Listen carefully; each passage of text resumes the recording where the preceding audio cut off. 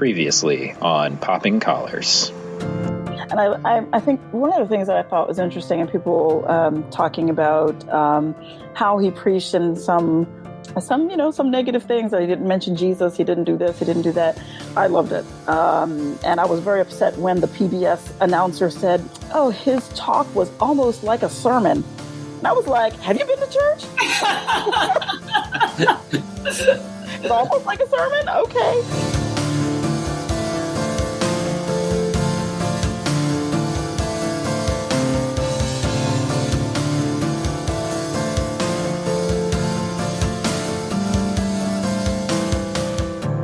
Welcome to Popping Collars, the podcast that lives at the intersection of religion and pop culture.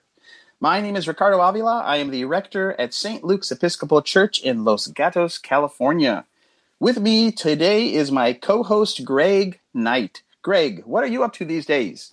Hi, Ricardo. I am the director of Children and Youth Ministries at the Church of Bethesda by the Sea in Palm Beach, Florida. And what that means when you're doing children and youth work heading into the summer is that you are getting ready for mission trips. And that's what I'm doing, getting ready for mission trips. Also with us is my co-host, Betsy Gonzalez. Betsy, where are you and what is going on in your world? Oh, Ricardo, I'm here in water-soaked Alexandria, Virginia, where I'm the head chaplain at the Episcopal High School. Today, we also have a special guest, a first-timer to the Popping Collars universe, Salying Wong. Salying, tell us who you are. What are you up to? I'm Salying Wong, and I live in San Francisco, California. And I was just remarking with Betsy that I, too, am in need of a hoodie because it has been very cold today. You, Ricardo, are down in the peninsula, so it's nice and sunny where you are.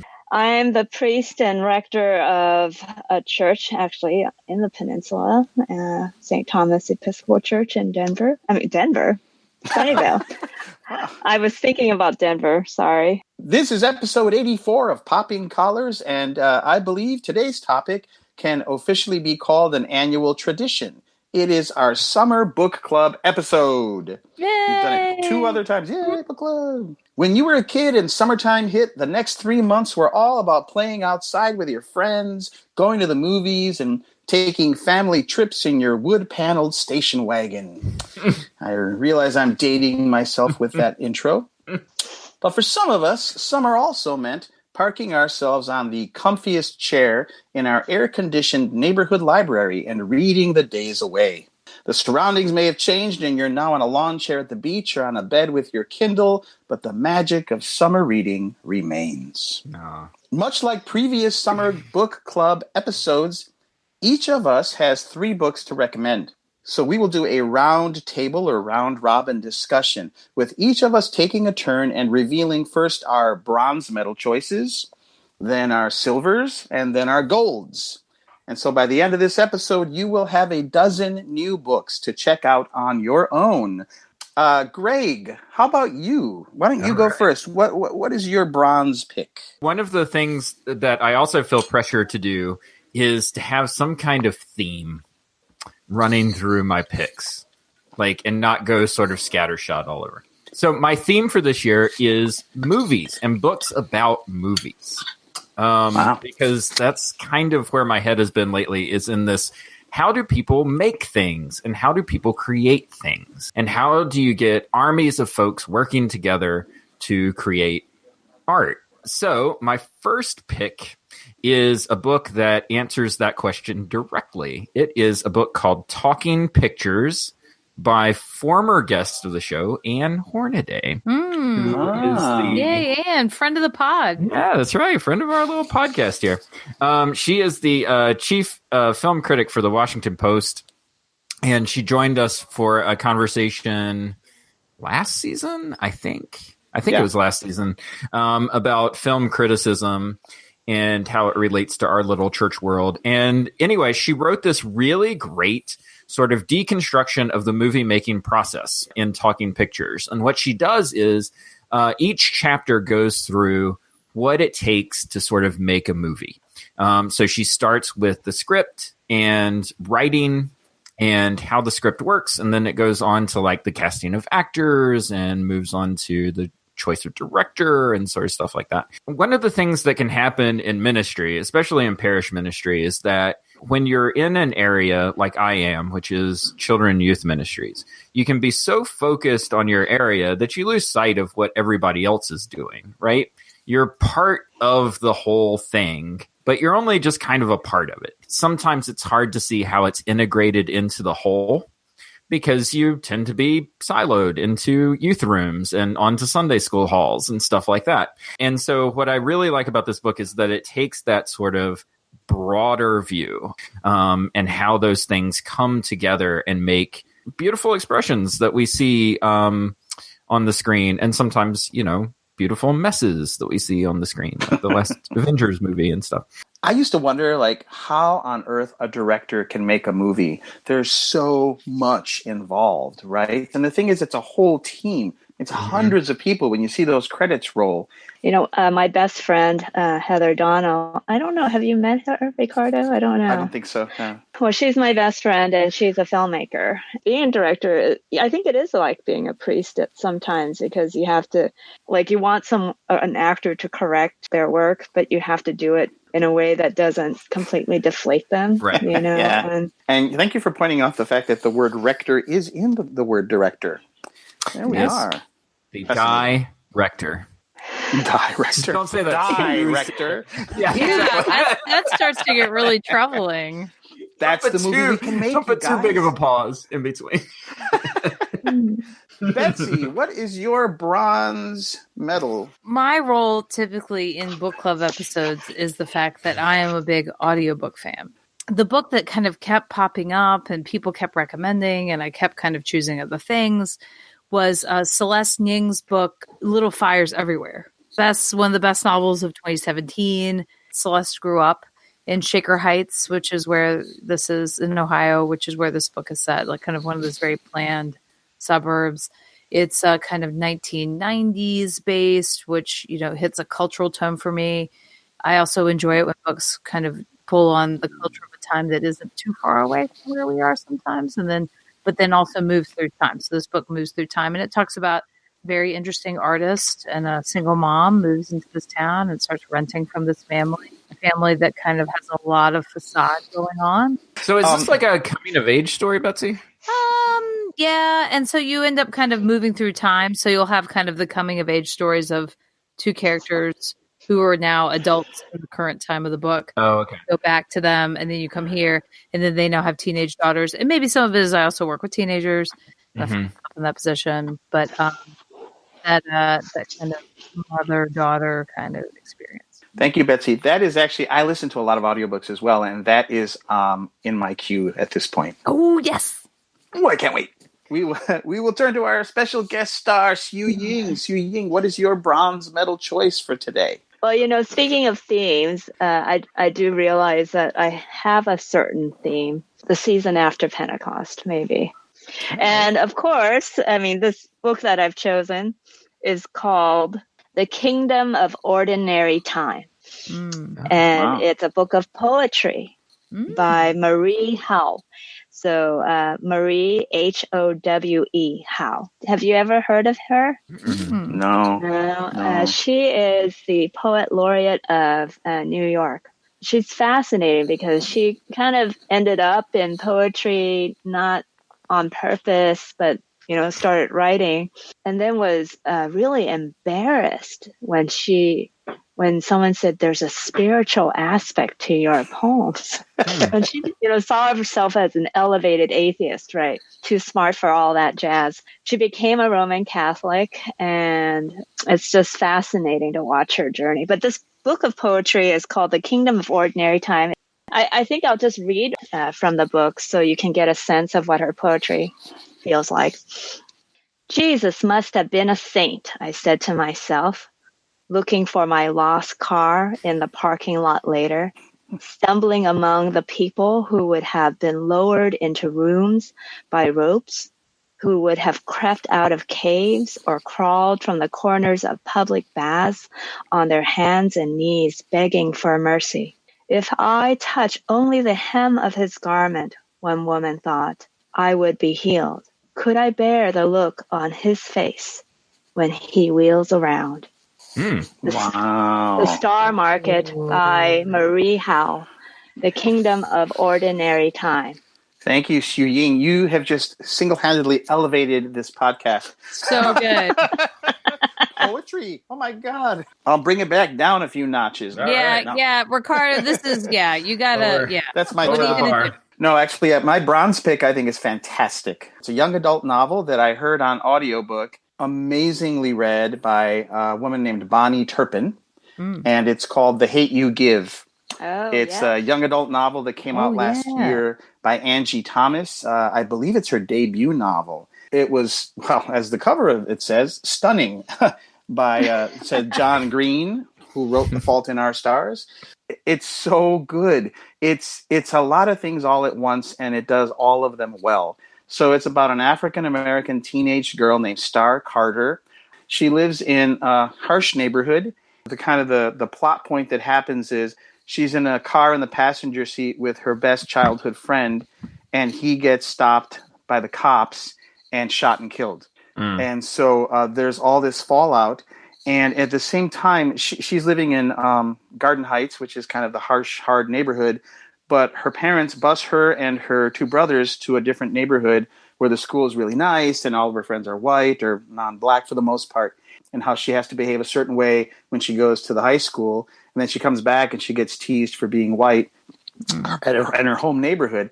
The Hate You Give is the first part of the phrase that I think that Tupac Shakur, she mentions in the book, talked about thug life. I guess it was tattooed on his belly. Thug life stands for, it's an acronym for the hate you give little infants, F's everybody. How you treat these children and how little affection or attention or how you neglect them comes back to haunt the whole society. We continue the synergy, though. That is on my Audible wish list. Oh, What? I have listened to the sample of that book. It has come up in my feed. So I can actually see that book from where I'm sitting on my bookshelf. Yes! Book club! Thank you, guys. Okay, let's move on to our silver round. Greg, what was your number 2 pick for this year? Number 2, again, book about movies. Ooh. This is a book called Movies Are Prayers by Josh Larsen, who is one of the hosts of the Film Spotting podcast. Josh has this new book out. It's called Movies Are Prayers. And in it, what he does is he goes through and he breaks down different ways of praying. So he talks about prayer as confession, and praying as reconciliation, and praying as yearning, and praying as lament, and all of these different sort of things. And he uses lessons from movies to help bring out sort of aspects or how those conversations with God kind of play out. It's a really cool book. I just read through the reconciliation chapter today, and it was all about do the right thing, and how a movie that could have ended in a very sort of violent and hopeless place can end in still an ambiguous place, but a place of reconciliation. When Mookie comes back and says to Sal, like, give me my money. And they have a bit of a reconciliation there before the close of the movie. And then Sam Jackson comes on and says the word of the day is chill.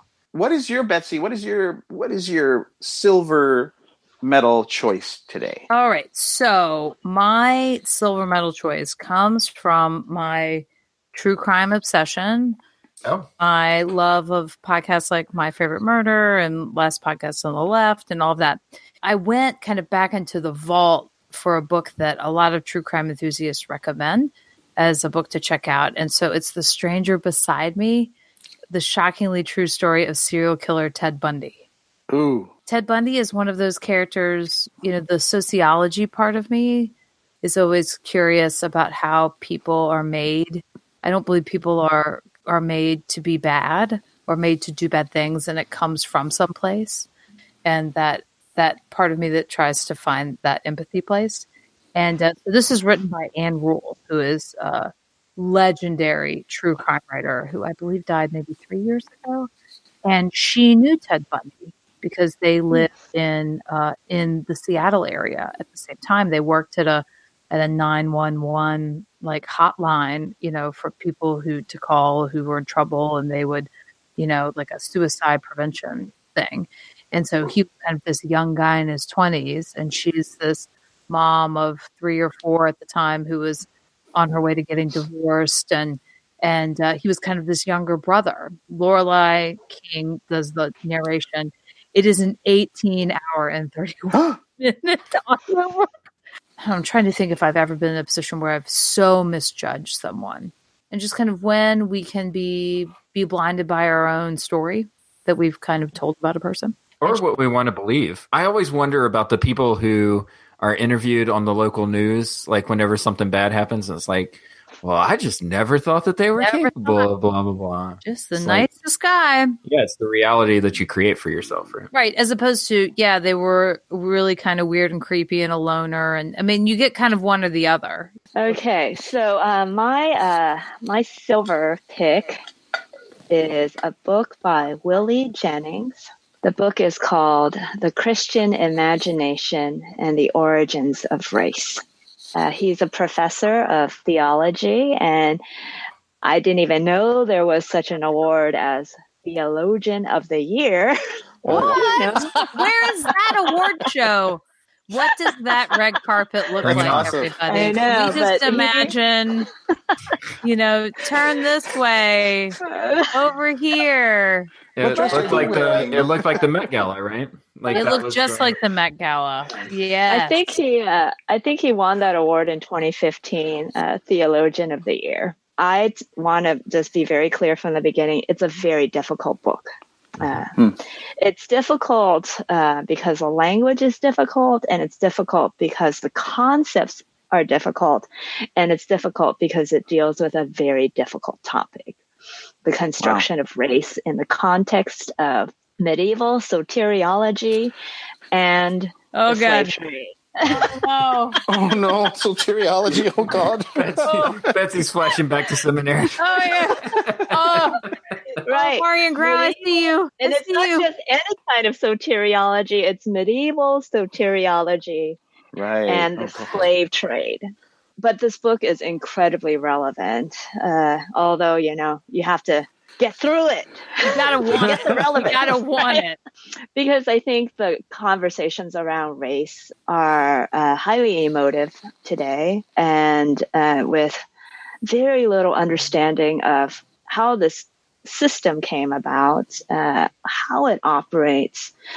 And I love his wording, the Christian imagination. It took me a while to figure out what he was talking about. The Christian imagination, instead of calling it Christian theology of race or Christian philosophy, I like that word, imagination, because what he's doing is giving a lot of credence to the way we imagine the reality and then create the reality.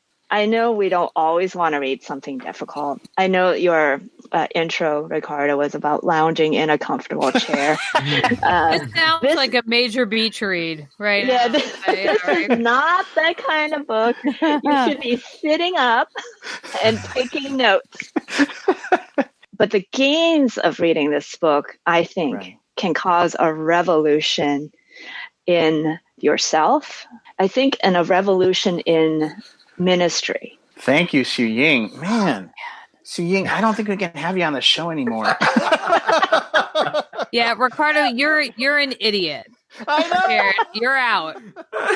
We have a new West Coast correspondent on Poppin' Collars. There's like another level of podcast that's looking for you, Xu Ying. No, seriously though, that's terrific, because even though it might not be a summer read, people need to know. It's good that I'd never heard of this book. By the way, I have no theme for my book picks, so my silver pick is vastly different. It's called Life After Life by Kate Atkinson. It's hard to explain. So I love it because the writing is so good and vivid. She's amazing. And again, the audiobook is terrific too. Life After Life is about a woman in England growing up in the 20th century, and she dies.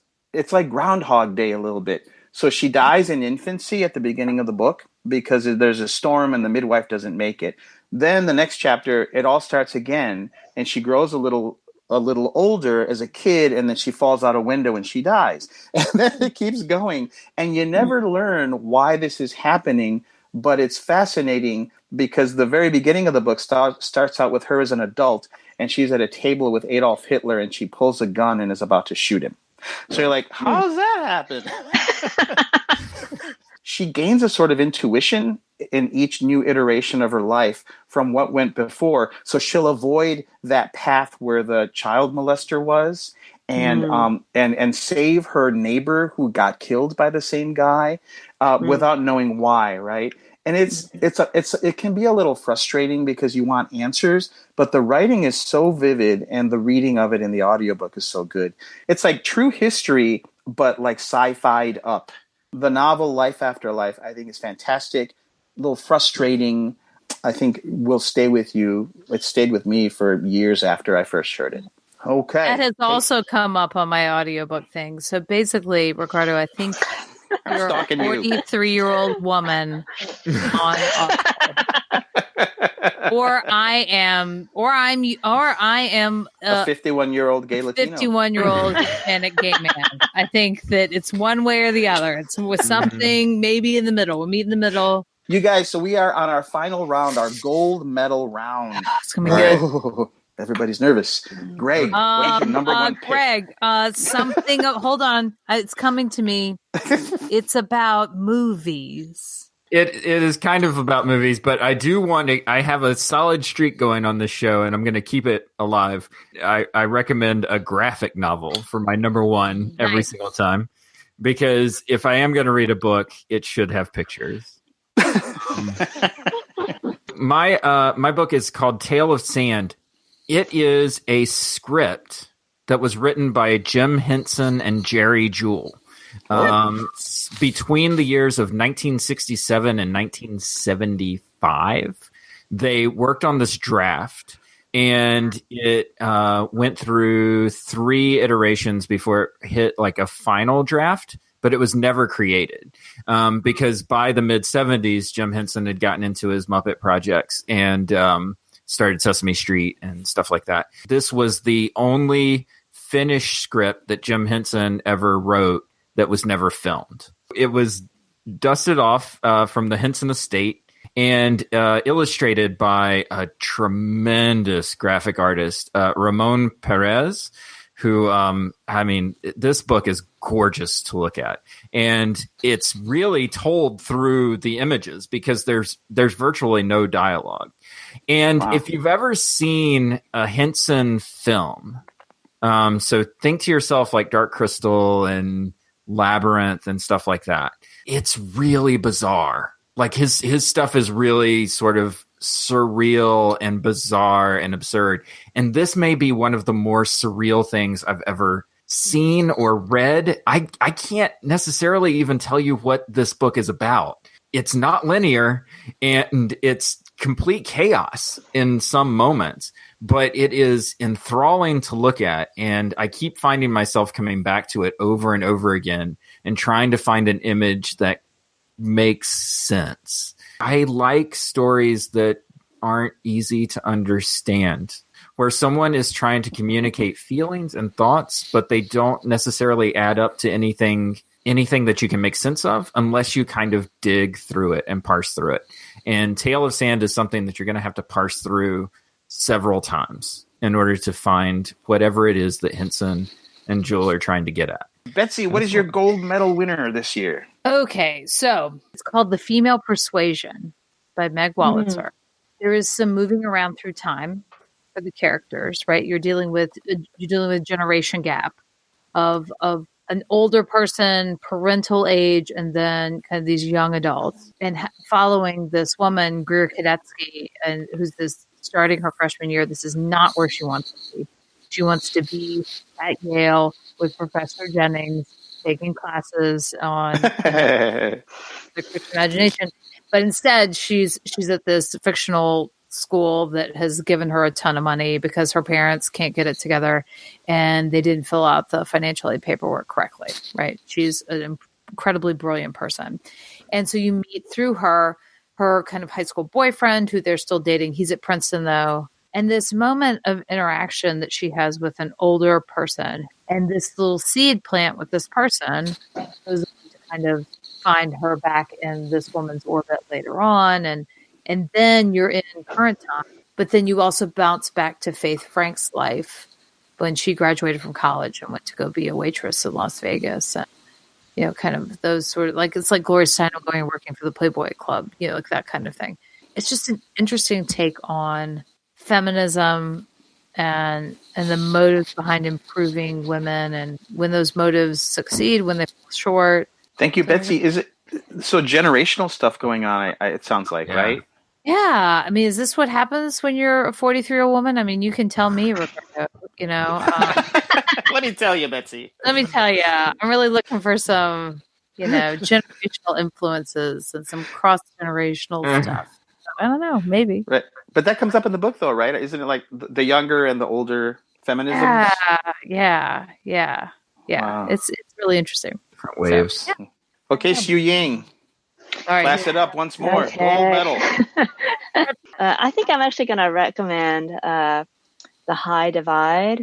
Have any of you read this book? No. The High Divide by Lynn Enger. Unlike the last book I recommended, this is a very readable novel.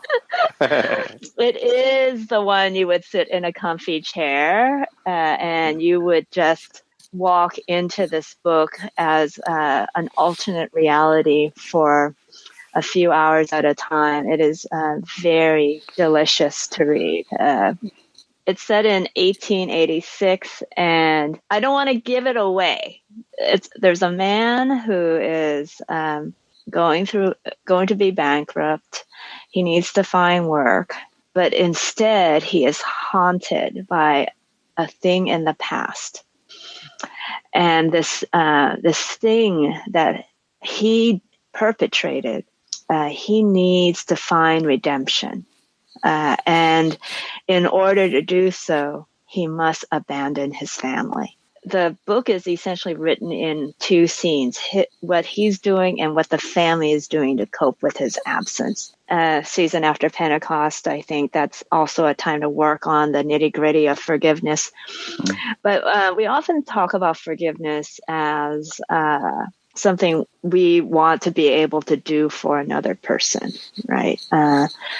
But how many of us stand in a position where we really need to be forgiven? Thank you, Xu Ying. That's a great, and you're right, I've never heard of that book, and it sounds really interesting. My gold medal winner. I am staying true to form. I'm going way back to the 19C. The 19th century. My number one pick is David Copperfield by Charles Dickens.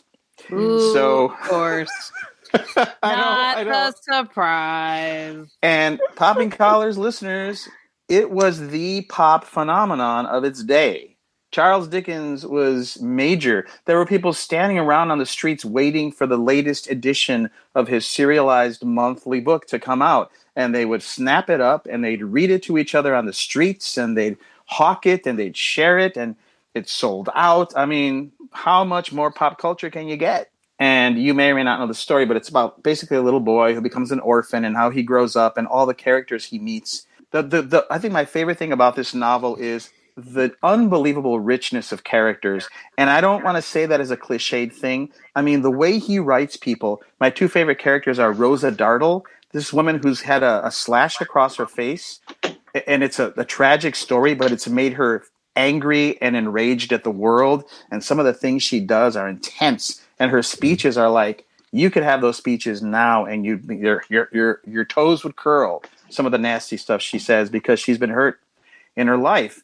And the other favorite character is a minor character named Miss Moucher. Yeah. She's very short and she weaves in and out of the book. She's always kind of overacting and saying these outrageous things and etc. And late in the book, you realize it's all an act, that she's actually profoundly lonely. And all of that is just a way to get people to be okay with her and to like her. But she's secretly lonely and wants love and is enraged and, and she becomes a hero in the end as well. But there are tons of different characters. There's Betsy Trotwood, Mr. Murdstone, Macabre, Uriah Heep, Agnes, Mr. Wickfield, and they're all fully formed and enfleshed, and they weave in through this 800-page novel. If you read nothing else from the 19th century, not that this is the best book of the 19th century, but I think it's probably my favorite, read David Copperfield. All we're up to is just cooking the books. No more practice, no man, we are the crooks. Hiding goodies in the crannies and nooks. Not very deep, cause they barely look. Everybody here is bending the rules. Nothing sinister, we just ain't no fools. Yearly balance sheets of plausible tools. Service for me, extras for you. Shuffling the Jews. Easy work, massaging the truth. Life can be sweet. Olive Man has got it going. Cayman Islands work a treat. Mossack Fonseca was mostly obscure. Folks, you can find Popping Collars on the web at poppingcollarspodcast.com. You can also find us on all these social media platforms like Facebook, Twitter, and just about anywhere else that is mining your privacy for data these days. just type in Popping Collars in the search bar and you're good to go. And they will know you like us. And of course, you can get our podcast at all of the usual podcasting apps like Stitcher, SoundCloud, Apple Podcasts, etc. Yeah. Remember, you can show your support for our show by purchasing one of our fabulous t-shirts in purple, green, blue, gray, white. Fabulous t-shirts. Be the envy of all your friends. Just go to poppingcollarspodcast.com/t-shirts. That's poppingcollarspodcast.com/T-SHIRTS. Nice. Quote Greg Knight. I love it. I love it. Finally, I like being very specific, and it's t-shirt season, so you're gonna need a t-shirt. Yeah, we gave you guys a break during the winter, but it's coming up on summer. Get a t-shirt. It's time for a t-shirt, and you kind of just can go to the Popping Collars site and see the pictures of the t-shirts and click on them. So if you forget the whole address, all right? Mm-hmm. Finally, you can find our show and lots of other wonderful Episcopal podcasts on episcopalcafe.com. We love episcopalcafe.com, and we know you will as well. Check them out for all of your Episcopal news, needs, and beyond. And with that super polished and professional outro, this has been Popping Collars. Thank you, Greg. Thank you, Betsy. Thank you, Xu Ying, for coming on the show. We will see you next time, and keep those collars popped.